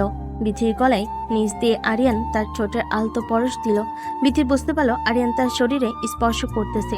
বুঝতে পেরেও সেও কিছু বলতে পারতেছিল না। আরিয়ান আস্তে আস্তে বিথির সারা শরীর কিস করলো। বিথির তখন ঘুম ভেঙে গেল। আরিয়ানকে জিজ্ঞেস করলো, আরিয়ান কি করছো এটা? তোমার না আমাকে পাহারা দেওয়ার কথা? পাহারাই তো দিচ্ছি তোমাকে। এটা কেমন পাহারা দেওয়া? তো কাছে এসেছো কেন তুমি? তুমি এতটা বেশি সুন্দর, তোমার দিকে তাকিয়ে থাকতে নিজেকে আর কন্ট্রোল করতে পারলাম না। তুমি কি আমাকে ভালোবাসো? খুব বেশি ভালোবাসি। তাহলে আসো, আমার আরো কাছে আসো। আরিয়ান বিথির আরো অনেকটা বেশি কাছে গেল। সারা রাত্রি তাকে অনেক আদর করলো। দুজন মিলে অনেক এনজয় করলো। সকালে ঘুম থেকে উঠে বিথি দেখলো তার শরীরে কোনো জামা কাপড় নেই। আরিয়ানের গায়েও কোনো জামা কাপড় নেই। অগোছালো হয়ে আছে রুমটা। বিথি দেখে অবাক হয়ে গেল। এটা কি হয়েছে রাতে? কি হয়েছে আমার সাথে? এসব ভেবে সে অনেক কান্না করতে শুরু করলো। তখন আরিয়ান জেগে গিয়ে বিথিকে জিজ্ঞেস করলো, কি ব্যাপার বিথি, সকাল সকাল এভাবে কান্না করতেছো কেন? কান্না করবো না মানে? তুই কি করছিস রাতে আমার সাথে? কই কি করেছি, কিছুই তো করিনি। কিছু করিসনি? তাহলে আমার শরীরের জামা কাপড় কোথায় গেল? আর তুই এইভাবে আমাকে জড়িয়ে ধরে আছিস কেন? আরে মনে নেই তোমার, আগে তুমি আমাকে কাছে টানলে তাই তো আমি তোমার কাছে গেলাম। দেখো, একদমই মিথ্যা অপবাদ দিবে না আমাকে। আমি কখনোই তোমাকে আমার কাছে টানি নাই। টেনেছো? তোমার মনে পড়তেছে না হয়তো, মাথা ঠান্ডা করে মনে করো, দেখো মনে পড়ে যাবে। আমি আসলে দেখে ভয় পাই, তাই তোকে একটু জেগে থাকতে বলেছিলাম। আর তুই আমার সুযোগের সদ্ব্যবহার ওইভাবে নিলি। দেখো বিথি, যা হয়েছে আমাদের মধ্যে তোমার ইচ্ছাতেই হয়েছে। ও এখন আমার ইচ্ছেতে হয়েছে না? বুঝেছি, এখন তোমার মাথা ঠিক নেই, তাই তুমি এসব উল্টাপাল্টা কথা বলতেছো। যা উঠে ফ্রেশ হও, আমাদের আজ অফিসে যেতে হবে। বিথি বিছানা থেকে উঠে গোসল করে ফ্রেশ হয়ে অফিস ড্রেস পরে রেডি হলো। আরিয়ান রেডি হলো। তার দুজনেই সকালে নাস্তা করে অফিসে যাওয়ার জন্য বের হলো। অফিসে যাওয়ার পর সবে বিথি আরিয়ানকে কনগ্রাচুলেশন জানালো। তাদের বিয়ের জন্য সবে আরিয়ানকে বলতেছিল কায়দা করে অফিসে বসকে বিয়ে করে বউ বানিয়েছে আলী। সবার মুখে এমন কথা শুনে বিথির প্রচুর রাগ হচ্ছিল। রাগান্বিত হয়ে তার চেয়ারে গিয়ে বসলো। বসে বসে ভাবতেছিল কিভাবে আরিয়ানকে শাস্তি দেওয়া যায়, কিভাবে সাহায্য করা যায়। ভাবতে ভাবতে বিথি আরিয়ানকে ডেকে পাঠালো। কি ডেকেছো আমাকে? শুয়োরের বাচ্চা, তুই কাকে নাম ধরে ডাকিস আর আমাকে তুমি তুমি করে বলতেছিস যে? সাহস তো তোর কম না? বিথি, অফিসে অনেক মানুষজন আছে, তাদের সামনে তুমি এ কি ব্যবহার করতেছো? এটা তোর বাড়ি নয়, এটা আমার অফিস। অফিসে আমাকে সবাই যেভাবে সম্মান দেয় তুইও ঠিক সেভাবে সম্মান দিবি। বিথি, এই কথাটা তুমি আমাকে ভালোভাবে বলতে পারতে। এভাবে ডাক ছেড়ে সবার মধ্যে বলার কিছু ছিল না। কেন, তোর লজ্জা হচ্ছে নাকি? 2 টাকার ফকিন্নির বাচ্চা অফিসে আসলে এরকম কথা হজম করতেই হবে। ম্যাম, আপনি কিন্তু বেশি বেশি বলতেছেন। ঠিক এইভাবে গলা নিচু করে আমার সাথে কথা বলবে। আচ্ছা ম্যাম, আর কিছু কি বলবেন নাকি আমি এখন যাব? যাবে মানে? তোকে কি যেতে বলেছি? যা, আমার জন্য চা নিয়ে আয়। আমি চা করব কেন? চা করার কি মানুষ নেই অফিসে? হাজার হলেও তুই আমার সম্পর্কে স্বামী হোস না। আজ থেকে তোকে আমি আমার পার্সোনাল অ্যাসিস্ট্যান্ট বানালাম। সরি ম্যাম, আমি আমার যোগ্যতায় এই চাকরি পেয়েছি, আপনার পার্সোনাল অ্যাসিস্ট্যান্ট হওয়ার জন্য নয়। বেয়াদব, তুই আবার মুখে মুখে কথা বলিস। ম্যাম, আপনি যাই বলেন, আমি আপনার পার্সোনাল অ্যাসিস্ট্যান্ট হব না। আরিয়ানের এমন কথা শুনে বিথি অফিসের সবার সামনে আরিয়ানের গেলে ঠাস করে একটা চর মেরে দিল। আরিয়ান অবাক হয়ে গেল বিথির এরকম আচরণ দেখে। তখন বিথি আরিয়ানের মুখের উপর সাসমিন লেটার ছুঁড়ে দিল। অফিসের সবাই তখন লেটারটা হাতে তুলে নিয়ে পড়ল। বিথি, অফিস থেকে আমি চলে যাচ্ছি আজ। আর সবার সামনে একটা প্রতিজ্ঞা করে গেলাম, তোর এই অহংকার আমি একদিন ভেঙে চুরে ছাই করে দেব। হ্যাঁ, যা যা, চেনা আছে। বেশি কথা না বলে কাজ করে দেখা। তবে যেটা করলেন আপনি, এটা ঠিক করলেন না, এজন্য আপনাকে পস্তাতে হবে। কি পস্তাতে হবে শুনি? তোর বাড়ির ভয় দেখাচ্ছিস যে তোর বাড়িতে গেলে তুই আবার আমার সাথে কুত্তার মতো ব্যবহার করবি? আমি কখনোই আপনার সাথে কুত্তার মতো ব্যবহার করি নাই, জাস্ট আমার ভালোবাসাটা বোঝাতে চাইছি। আমাদের যে সম্পর্ক, এটা বোঝাতে চাইছি। কিসের আমাদের সম্পর্ক? আমাদের কোনো সম্পর্ক নেই। তুই টাকার লোভে আমাকে বিয়ে করেছিস। আপনার মতো কুৎসিত মন মানসিকতার একটা মেয়েকে আমি টাকার লগে কোনোদিনও বিয়ে করতাম না। যদি আমি একটু জানতে পারতাম যে আমার বিয়েটা আপনার সাথে, আমি কখনোই বিয়ে করতাম না। মুখে এইসব কথা বলাই যায়। আমার দুয়ারে একদিন আপনাকে আসতেই হবে, এই কথাটা আগে বলে গেলাম। এই কথা বলে আরিয়ান অফিস থেকে বের হয়ে গেল। তখন অফিসের আর সকল মেম্বার বিথিকে বলতে লাগলো, ম্যাম যা করলেন ঠিক করলেন না। কাজটা আরিয়ান খুব ভালো করে করে, ছেলেটাও খুব মেধাবী, তাকে এভাবে বের করে দেওয়া আপনার উচিত হয়নি। রেকিকে বিথি বলে। আমি কি করব না করব তোদের কাছ থেকে শিখতে হবে। তখন সবাই বলল, ম্যাম আপনার পারিবারিক সমস্যা অফিস পর্যন্ত নিয়ে আসার কোনো দরকার ছিল না। এতে করে অফিসের পরিবেশ নষ্ট হচ্ছে। আপনি অফিসের বস, আপনাকে দেখে সবাই শিখতেছে। বিথি কারোর সাথে কোনো কথা না বলে অফিস থেকে বের হয়ে তার বাবার বাড়িতে চলে যায়। বিথি মা তাকে দেখে জিজ্ঞেস করে, কিরে মা, এই অবস্থায় কোত্থেকে আসছিস? জামাই কই? আমার জামাই মরছে মা, ওর খবর আমার কাছে নেই। আমার মেজাজটা এমনি ভালো নাই, রুমে যাব। এভাবে কেন কথা বলতেছিস? কি হয়েছে? জানোয়ারকে আমি আমার অফিস থেকে বের করে দিয়েছি। এটা তুই কি করেছিস? এটা তোর বাবা শুনলে খুব রাগ করবে। আমার যেটা ভালো মনে হয়েছে আমি সেটাই করেছি। এটা কে কি মনে করলো না করলো তাতে আমার কিছুই যায় আসে না। আচ্ছা, ঠান্ডা মাথা কর, যা রুমে গিয়ে ফ্রেশ হয়ে ড্রেস চেঞ্জ করে নিচে আয়, খাবার দাও বার কর আগে, তারপর কথা হবে। খাবো না মা, পরে খাবো, আমি একটু একা থাকবো। মাসুন, মাথা ঠান্ডা করে রুমে গিয়ে আরিয়ানকে ফোন দে, দিয়ে শুনো কোথায়। আমি পারবো না মা, তোমার ইচ্ছা হয় তুমি ফোন করো। এই কথা বলে বিথির রুমে চলে গেল। বিথির মায়ের তখন খুব টেনশন হচ্ছিল, তাই সে আরিয়ানের কাছে ফোন দিল। অনেকবার ফোন দিল, কিন্তু আরিয়ান ফোন রিসিভ করলো না। আড়াল থেকে বিথির সব কিছু দেখতেছিল আর এটা শোনার চেষ্টা করতেছিল যে আরিয়ান কোথায় গেল। ফোন ধরলো না, খুবই টেনশন হচ্ছিল। তারপর বিথির রুমে গিয়ে ফোনটা হাতে নিয়ে আরিয়ানের এক বন্ধুর কাছে ফোন দিয়ে বিথি বলল, হ্যালো, আসসালামু আলাইকুম। আসসালামু আলাইকুম ভাবি, কি অবস্থা, কেমন আছেন? জি আলহামদুলিল্লাহ ভাইয়া, ভালো আছি।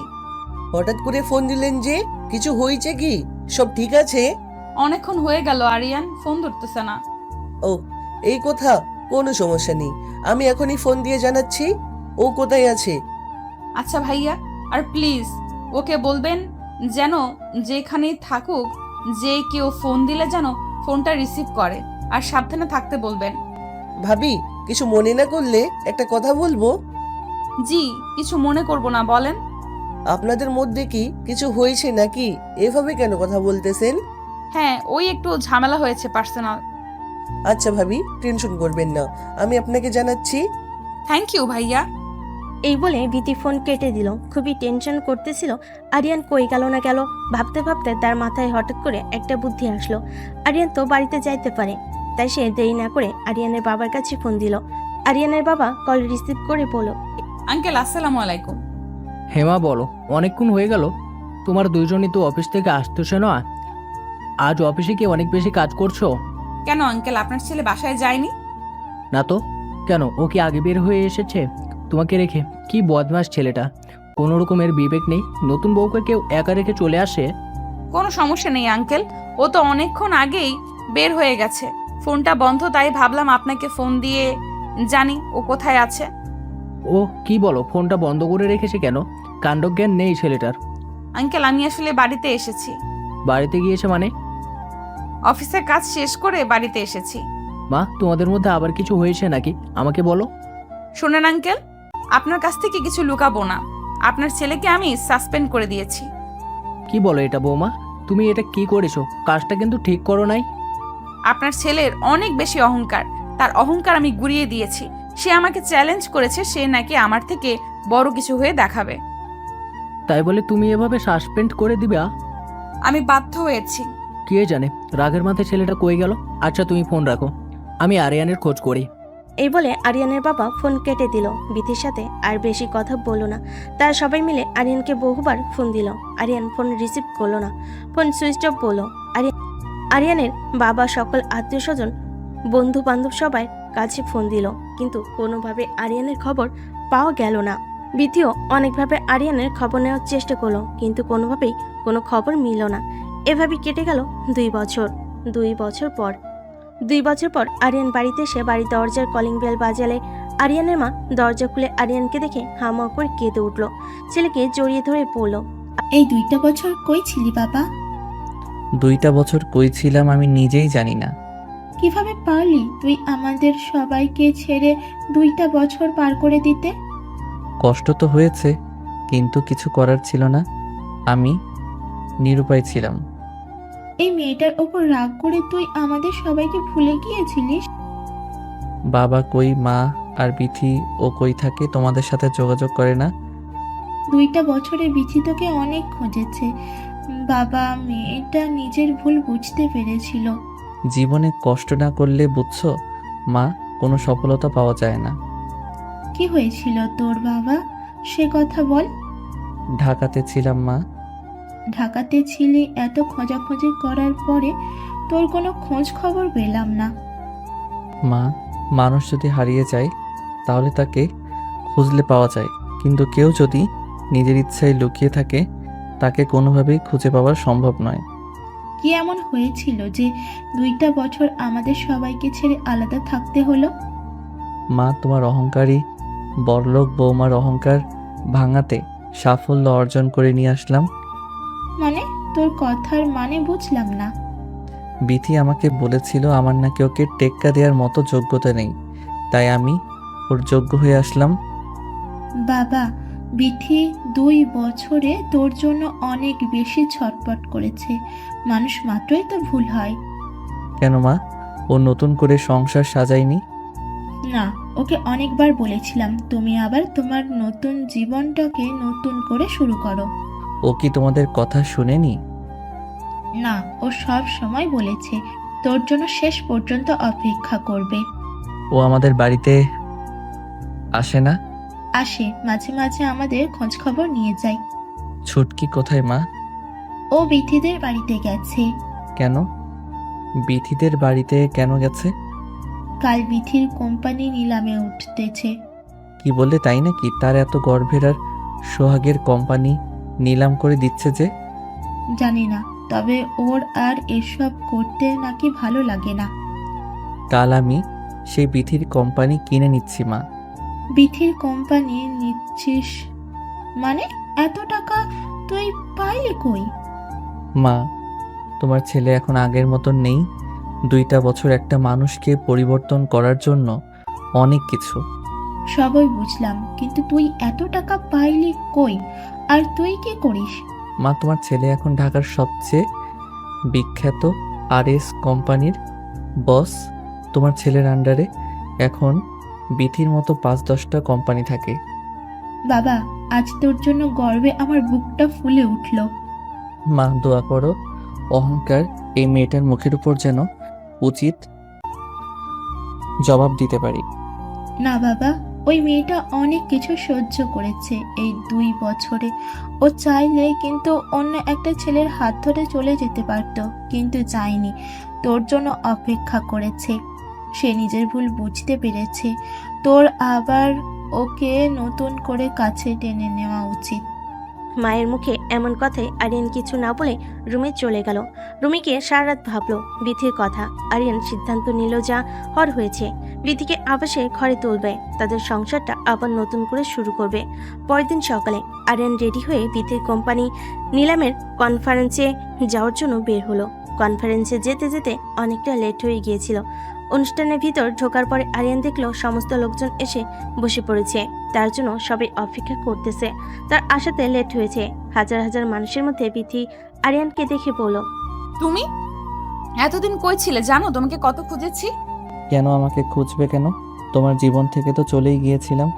জীবনটা আবার নতুন করে সাজিয়েছো নিশ্চয়ই। না, ওই শরীরে যে একবার টাচ করেছে, এই শরীরে অন্য কোনো পুরুষ আর কখনো টাচ করতে পারবে না। অহংকার ভেঙেছে তাইলে তোমার? তোমাকে হারানোর পর জীবনের মূল্য বুঝতে পারলাম। তোমাকে টেক্কা দেওয়ার জন্য জীবনের 2টা বছর লড়াই করলাম, এত তাড়াতাড়ি হার মেনে নিলে? আমার ভুল হয়ে গেছে, প্লিজ আমাকে ক্ষমা করে দিও। তোমার কাছে টেনে নাও। 2 বছরে মানুষের এত পরিবর্তন? তাদের কথা শেষ না হতেই বিথি সমস্ত লোকের মাঝে আরিয়ানকে জড়িয়ে ধরে ফুপিয়ে ফুপিয়ে কান্না করতে শুরু করলো। বুঝতে পেরে তাকে বুকে টেনে নিল। তারপর আরিয়ান বিথিকে জিজ্ঞেস করলো, হঠাৎ করে কোম্পানি নিলামে তোলার সিদ্ধান্ত নিলে যে? এর একমাত্র কারণ তোমাকে খুঁজে বের করা। তোমার কথার মানে বুঝলাম না। 2টা বছর তোমাকে অনেক খুঁজেছি, কোনোভাবে যখন তোমার খোঁজ মিলল না, তখন আমি এই সিদ্ধান্ত নিলাম। জানলে কিভাবে যে অনুষ্ঠানে আমি আসব? কারণ আমি এইভাবেই অনুষ্ঠানটা আয়োজন করেছিলাম, যেন দেশের আনাচে কানাচে সব জায়গায় এটা ছড়িয়ে পড়ে যে আমার কোম্পানি নিলামে উঠতেছে। এখনো কি এই সিদ্ধান্তই থাকবে নাকি সিদ্ধান্ত চেঞ্জ করবে? সিদ্ধান্ত আমার এটাই থাকবে, আমি কোম্পানি নিলাম করে দিব। চাইলে কিন্তু তুমি কন্টিনিউ করতে পারো। চাই না আমি কন্টিনিউ করতে। আমি সব কিছু ছেড়ে এখন তোমার বউ হয়ে সংসার করতে চাই। চলো অনুষ্ঠান শুরু করি। তার অনুষ্ঠান শুরু করলো। সবচেয়ে বেশি দাম দিয়ে আরিয়ান বিথির কোম্পানিকে নিল। অনুষ্ঠান শেষ করে আরিয়ান বিথিকে বলল, বিথি, তুমি বাড়ি চলে যাও। বাড়ি চলে যাব মানে? তোমার সাথে নিয়ে যাবে না? না, না মানে তুমি আমাকে ক্ষমা করে দাওনি? বেশি কথা বাড়িও না তো, যেটা বলছি সেটা করো। বাড়ি চলে যাও। আরিয়ান প্লিজ, তোমার সাথে সংসার করব জন্য আমি সব কিছু শেষ করে দিলাম। এমন করো না, আমাকে লাস্ট বারের মতো একটা সুযোগ দাও। কান্নাকাটি করতে হবে না, তুমি বাড়ি চলে যাও। আমি তোমার বাড়ি থেকে গিয়ে তোমাকে নিয়ে আসবো। আমি আর একটা মুহূর্তও তোমাকে ছাড়া থাকতে চাই না। আমি এখনই যাব তোমার সাথে বাড়ি। না, তোমাকে আবার নতুন বউ সাজিয়ে আমি আমার বাড়িতে নিয়ে আসবো। আমাদের নতুন জীবন শুরু করব, আবার নতুনভাবে। সত্যি বলতেছো? 3 সত্যি। কবে যাবে তাইলে? আজকে বাসায় যাই, মা বাবার সাথে কথা বলি, তারপরে তোমাকে জানাবো। বেশি লেট করো না প্লিজ, তোমার অপেক্ষায় থাকবো। অনেক দিন তো ছিলে আমাকে ছাড়া একা, আর তো কিছুদিন। এত অধৈর্য হচ্ছ কেন? জানি না এই 2 বছর আমি তোমাকে ছাড়া কিভাবে থেকেছি। তোমার সাথে কাটানো সময়গুলো আমাকে ঘুমাতে দেয়নি, এই জন্য আমি একটা সেকেন্ডও তোমাকে ছাড়া থাকতে পারতেছি না। বেশি সময় নেব না, তাহলে তোমাকে নিয়ে আসবো। আরিয়ানের কথা শুনে বিথি রাস্তার মধ্যে আরিয়ানকে জড়িয়ে ধরলো শক্ত করে। আরিয়ান বলতেছে, আরে কি করো? এটা রাস্তার লোকজন দেখতেছে। লোকজন তো কি হয়েছে, লোকজন তো দেখবেই। মানা করো না প্লিজ, তোমাকে জড়িয়ে ধরে একটু থাকতে দাও। আরিয়ান আর নিষেধ না করে অমনি থেকে জড়িয়ে ধরে অনেকক্ষণ থাকলো। আশেপাশের মানুষগুলো তাদের দিকে তাকিয়েছিল, কিন্তু তারা কোনো দিকে খেয়াল না দিয়ে দুজন দুজনকে শক্ত করে জড়িয়ে ধরেছিল। তারপর আরিয়ান বিথিকে বলল, আচ্ছা হইছে, এখন যাও, কত আদর করতে পারো কাল দেখবনি। জানি না কত আদর করতে পারবো, তবে আমার ভেতর যত ভালোবাসা আছে সমস্তটা তোমাকে দিব। 2 বছরে তুমি তো দেখি অনেক রোমান্টিক হয়ে গেছো। জানি না আগে কি ছিলাম, এখন কি হয়েছি, তবে তোমাকে আর হারাতে চাই না। এখন যাও বাড়িতে। ঠিক আছে, তুমিও যাও, বাড়িতে গিয়ে ফোন দিও। ওকে, আল্লাহ হাফেজ। I love you. I love you too. এখন যাও। তারা দুজনের বাড়ি ফিরে গেল। সমস্ত ঘটনা তাদের মা বাবাকে বলল।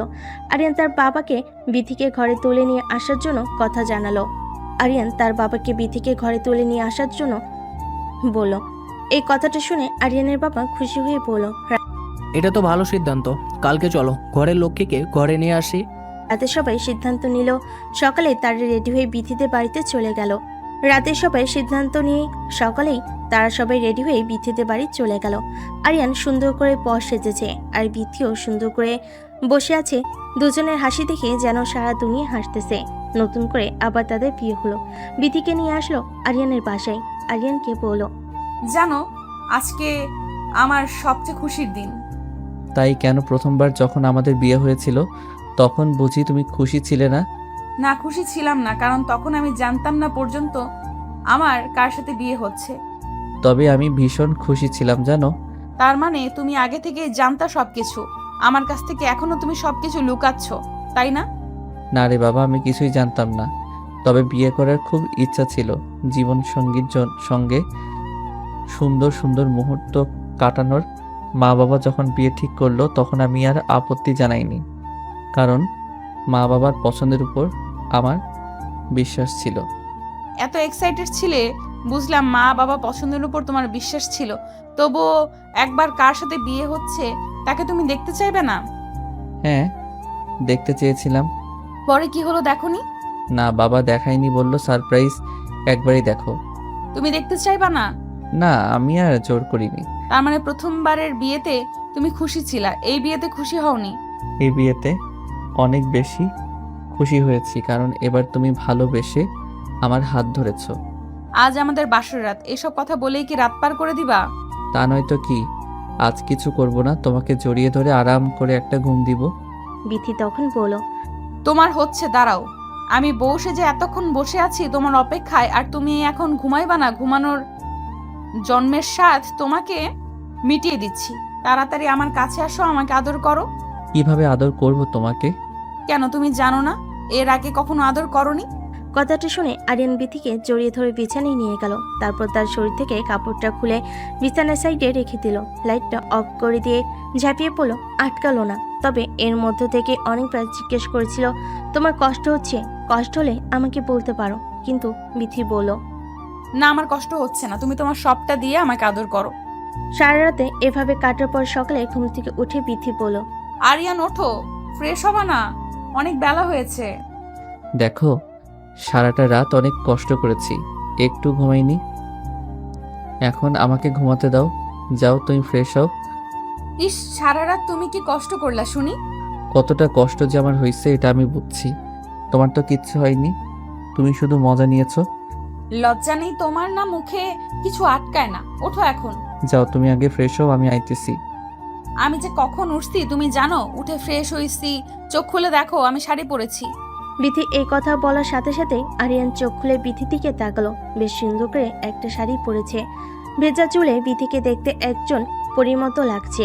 আরিয়ান অপরূপ দৃষ্টিতে বিথির দিকে তাকিয়ে আছে। কেন আরিয়ান বিথির কথার উত্তর না দিয়ে হাত ধরে টান দিয়ে তার পাশে বসলো, জড়িয়ে ধরে তার কপালে আলতো করে একটা চুমু দিল। তখন বিথি বলল, ইস, তোমার শরীর এখনো অপবিত্র। চলো তোমাকে মাখিয়ে দেই।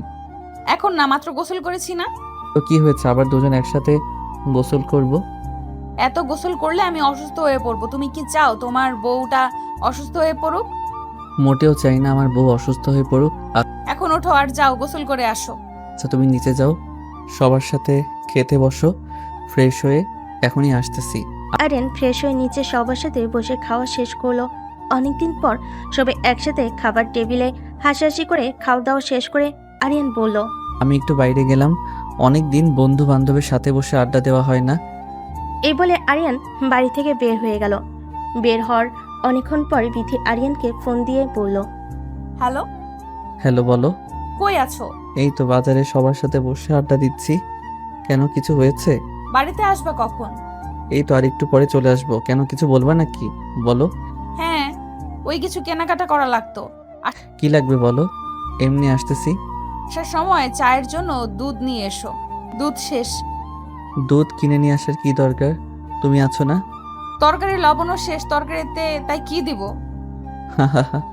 লোকগিরির ভেতরে আছো, তাও আবার ফাজলামি করো না। আমার বউয়ের সাথে আমি ফাইজলামো করবো, তাতে লোকজনের কি? হইছে, এখন বেশি কথা না বলে যেটা বললাম সেটা করো। শোনো, আজ বাড়িতে আমার একটা ফ্রেন্ড যাবে, রান্না বান্না একটু আগে থেকে গুছিয়ে রেখো।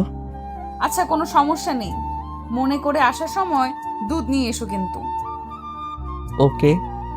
দুজনেই কথা বলা শেষ করলো। এদিকে বিথি আরিয়ানের বন্ধুর জন্য কিছু খাবার দাবারের আয়োজন করলো। একটু পর আরিয়ান তার বন্ধুকে নিয়ে বাড়িতে আসলো, চা নাস্তা খাইয়ে দিল। বিথি বসার রুমে ওরা তিনজনে বসে আড্ডা দিচ্ছিল। বিথি আরিয়ানের বন্ধু বিথিকে বলল, তা ভাবি, আপনার এত বড় কোম্পানি বিক্রি করে দিয়ে এভাবে সংসারে মনোযোগ দেন যে? করলাম তো অনেক দিন, তাই ভাবলাম এখন সব কিছু বাদ দিয়ে মন দিয়ে সংসার করি। তো মিষ্টি খাওয়াবেন কবে? মিষ্টি মানে বুঝলাম না। অনেক দিন তো হলো আপনাদের বিয়ের, বেবি নেবেন না? অনেক দিন হইল, আর কোথায় তোমার বন্ধুকে তো সেইভাবে কাছেই পাইলাম না। কাছে পাইলে না মানে, এখনো তো কাছেই আছি বেবি নেওয়ার জন্য। আবার কত কাছে থাকতে হয়। ঠিকই তো বলেছে ভাবি। আরিয়ান কি আপনাকে বাবু দেওয়ার কাজ করতেছে না? কাজ করতেছে না মানে, কাজ একটু বেশি করতেছে। তাই নাকি? তাহলে এতদিন হয়ে যাওয়ার কথা। না, একটু পরেই ব্যবস্থা নেব। আগে আমরা তো একটু সময় কাটাই। সময় তো অনেক কাটানো হলো, এখন সদস্য কথাটা মাথায় রাখলাম। ভাবি, আপনার বয়স কত? চলতেছে কেন? কি বলেন, 25 চলে? কি বলো এসব? 25 চলে তোমার বয়স? কি ব্যাপার, তোমরা দুজনেই আমার বয়স শুনে এত অবাক হলে কিসের জন্য? আপনি কি জানেন আরিয়ানের বয়স কত? না তো, শোনাই তো হয়নি। ও তো আপনাদের কোম্পানিতে কাজ করতো। আপনাদের কোম্পানিতে কাজ করতে হলে বয়স বুঝি কোনো ম্যাটার না? অবশ্যই ম্যাটার করবে না কেন, কিন্তু ওই সময় আমি অফিসের দায়িত্বে ছিলাম না, তাই ওভাবে কাগজপাতি আর ঘাটাঘাটি করিনি, তাই জানা হয়নি। তার মানে তো তুমি শুধু আমার অফিসের বস নও, তুমি আমার সিনিয়র আপু। সিনিয়র আরিয়ান, কি বলো এসব? কারণ আমার বয়স 23 চলতেছে। কি? অবাক হওয়ার কিছু নেই, এটাই সত্যি। তাইলে তো জোর খাটানোর আরেকটা জায়গা বের হলো। মানে বুঝলাম না। মানে হলো তুমি এখন বয়সে আমার থেকে অনেক অনেক ছোট, তার মানে আমি যা বলবো তাই হবে। তুমি যা বলবা তাই হবে, এটার জন্য আবার বয়স ছোট হওয়ার কি আছে? না, তারপরেও থাকে না একটা জোরই আলাদা। বুঝলাম, বেশি জোর খাটাতে যেও না, তাইলে কিন্তু ভালো হবে না। আচ্ছা, অনেক কথা বললাম তো। তুই ঢাকা যাচ্ছিস কবে? যাব 2-1 মধ্যেই। এখন গেলে আবার কতদিন পরে আসবি? এখন গেলে ওই কিছুদিন পর পরই আসতে হবে। কেন, বন্ধু বউ রেখে কি ঘুম ধরবে না? অবশ্যই, তাই বউ রেখে কি কারোর ঘুম ধরে নাকি? তাহলে বউকে নিয়ে গেলেই তো পারো। না, ও থাক মা বাবার সঙ্গে। এই বলে আরিয়ানের বন্ধু উঠে চলে গেল। আরিয়ানও তাকে বলল আবার সে ঘুরে যাওয়ার জন্য। তারপর আরিয়ান আর বিথি দুজনের রুমে শুয়েছিল। হঠাৎ করে আরিয়ানদের গেটের কলিং বেল বেজে উঠল। বিথি তাড়াহুড়ো করে দরজা খুলল। একটা মহিলা তাকে দেখে চিনতে পারল না, বলল রুমের ভিতর আসেন। বিথি তখন তার শাশুড়িকে ডাক দিল। তার শাশুড়ি এসে দেখলো তার বোন এসেছে। সে বিথিকে বলল, এটা আমার বোন বিথি। তখন তার খালা শাশুড়িকে সালাম দিল। তখন খালা শাশুড়ি বলল, এটা নতুন বৌমা নাকি? এটা কে, সেই প্রথম বউ নাকি? আরিয়ানকে আবার বিয়ে করাইছিস? আরে না না, আবার বিয়ে করাবো কেন? এটাই আমার আগের বৌমা। ও আরিয়ান বাবা, তাহলে এতদিন পর বাড়িতে এসে আবার সেই বউকেই নিল? কি বলিস তুই এসব? বৌমার সামনে নিবে না কেন? না, বিয়ের পর তো আরিয়ানকে খুব অবহেলা অপমান করেছে শুনেছি, তাই এখন আবার আরিয়ানের সঙ্গে সংসার করতেছে যে।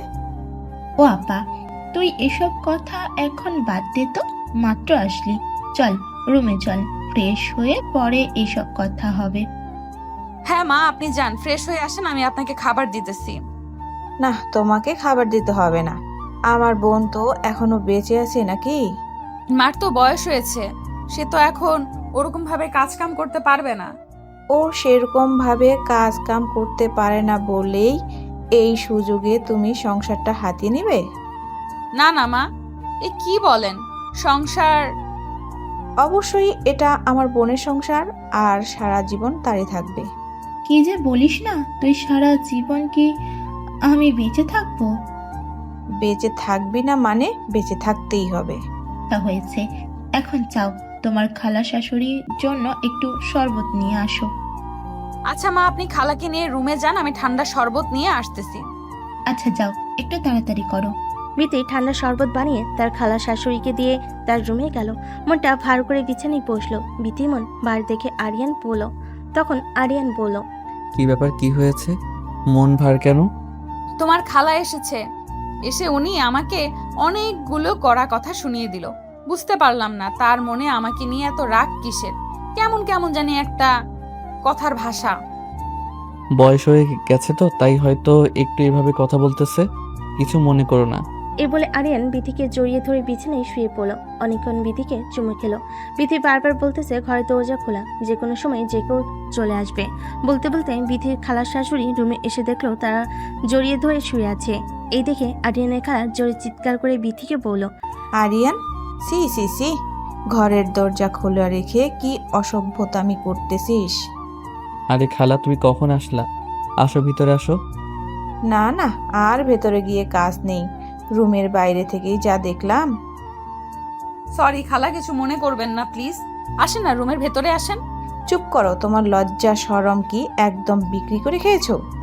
খালা এভাবে কথা বলতেছেন কেন? কখন কি করতে হয় তাও দেখি জানিস না তোরা? আচ্ছা খালা, মাথা ঠান্ডা করেন, আসেন বসেন। কি দিনকাল পড়ল রে বাবা, এখনকার ছেলে মেয়ের কোনো লজ্জাই নেই। আর আমাদের সময় একটু হাত ধরতো তাও লজ্জা পেতাম। আপনাদের সময়ের কথা বাদ দেন খালা। আরিয়ান, বড়দের মুখের উপর কিভাবে কথা বলতে হয় তাও জানিস না, আবার মুখে মুখে তর্ক করতেছিস। কি করবো বলেন খালা, আসার পর থেকে আপনি অনেক উল্টাপাল্টা কথা বলতেছেন। কি বলবি তুই? আমি এসে তোদের বিরক্ত করলাম? তা বলি নাই, তবে আপনি হয়তো ভুলে গেছেন কারো রুমে ঢোকার আগে পারমিশন নিতে হয়। বউ পেয়ে তুই এতটা পরিবর্তন হয়ে গেছিস আরিয়ান, তোর রুমের আসার জন্য আমাকে পারমিশন নিতে হবে? শুধু আমার রুম নয় খালা, যে কারো রুমে যাওয়ার আগে অবশ্যই পারমিশন নিতে হবে। এতদিন পর তোদের বাসায় এসে এরকম কথা শুনতে হবে, আগে জানলে কখনোই আসতাম না। খালা কথাগুলো অন্যদিকে নেবেন না প্লিজ, আপনার খারাপ কিছু তো বলা হয়নি। তুমি আমাকে এভাবে অপমান করতে পারলে তোমার বউয়ের সামনে? নব দম্পতির ঘরে ঢোকার আগে অবশ্যই আপনাকে পারমিশন নিতে হবে। উফ আরিয়ান, চুপ করো তো প্লিজ। এভাবে খালার মুখে মুখে কেন কথা বলতেছো? এই মেয়ে, তুমি চুপ করো। তুমি আমাদের কথার মধ্যে কেন কথা বলতেছো? সব কিছু হয়েছে তোমার জন্য। আপনার কথার মানে বুঝলাম না খালা। আসার পর থেকে দেখছি আপনি আমাকে সহ্য করতে পারতেছেন না। কিভাবে সহ্য করব? যে মেয়ে বিয়ের পর স্বামীকে অপমান করে তার ফ্যামিলির কাছ থেকে দূরে রাখে, আর সেই এখন সেই টাকার মানুষ হয়ে গেছে, অমনি আবার তার গলায় ঝুলে পড়েছে, সেই মেয়েকে আমি